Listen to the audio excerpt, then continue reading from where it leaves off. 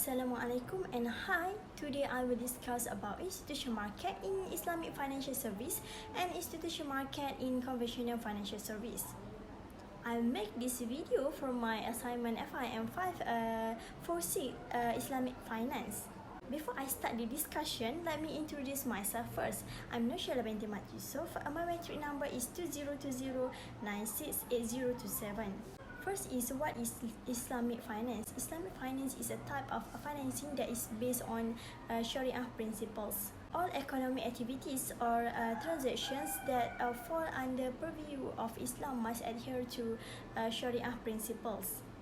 They must refrain from engaging in any transaction that contains elements such as riba, gharar, and maisir. Mudarabah, wadiyah, musyarakah, murabahah, and ijarah are some form of Islamic banking or finance. And what is conventional finance? Conventional financing is a type of home loans offered by financial institution or bank that is not guaranteed by the government. It's also known as an interest rate transaction for saving surplus or deficit spending unit to loan or borrow funds in the financial market. In this video, I also will focus on this section, which are value proposition, structure, operational mechanism, and instrument offer. So let's proceed to value proposition first. Value proposition is the value that a company promise to provide to customers if they purchase their product. A value proposition is a business or a marketing statement used by a company to summarize why a consumer should buy a product or use their service. In the Islamic finance, they intend to create a business activity that can contribute to the same and equality through transaction backed up by assets. Profit is not the only goal of Islamic finance.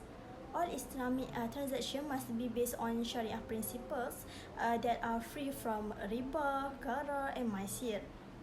All profits are divided equally between the bank and the depositor according to a formula agreed upon by the two parties. Meanwhile, in the conventional finance, they are free to engage in any type of transaction as long as it does not violate the law or regulations. Their main goal is to attract more resources and lend them to make more money.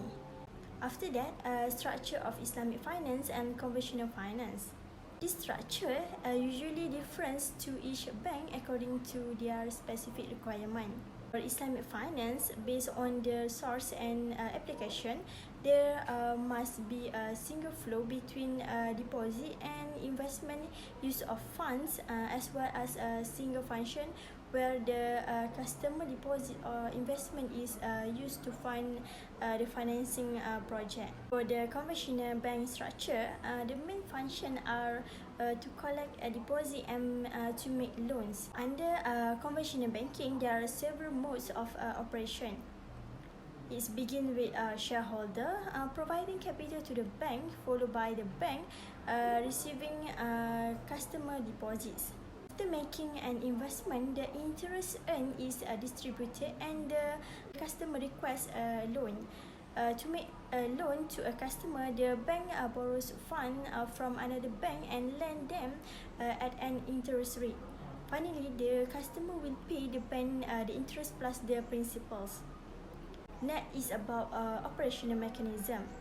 For Islamic finance, the first one is the prohibition of interest and usury in financial transaction. According to Islamic financial theory, money is merely a medium of exchange and not a factor of production in and of itself. Second is avoidance of maisir.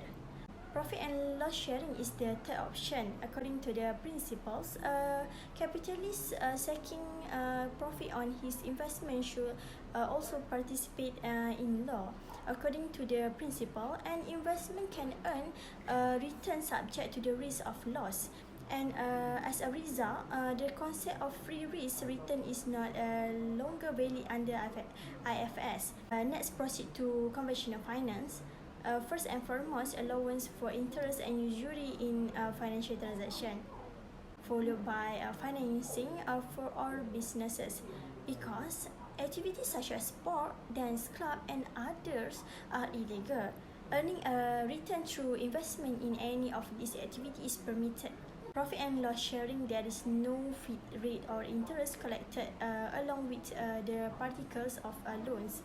The final one is the allowance for investing in prohibition industrial sector activities. As a result, earning a return through investment in any of these activities is permitted. Last is about instrument offered by institution. For Islamic financial instrument, there are three types of instrument, where are profit and loss sharing instrument, sale-based contract instrument, and this base contract instrument. Under profit and loss sharing instrument is mudarabah and musyarakah.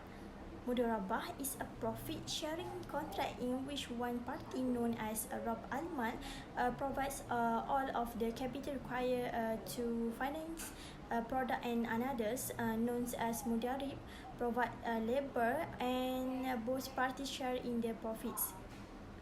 Meanwhile, musyarakah is a business and trade agreement in which all partners share the joint ventures profit and or loss.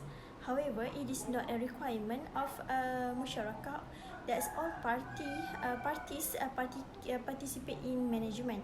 Second type is sale-based contract instruments. Under this type, they have murabahah, buy salam, and istisna. Third type is a lease-based contract instrument.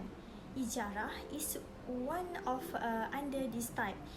Next, conventional finance under instrument offered by institution. There are deposit loan, debt-based contracts such as housing loan, car loan, and personal loan, and lastly, ordinary share or equity shares. To conclude the overall journey, the disparities between conventional and Islamic finance have significantly narrow, and each has its own strengths to stand out in today's economic environments. So that's all for me. Thank you.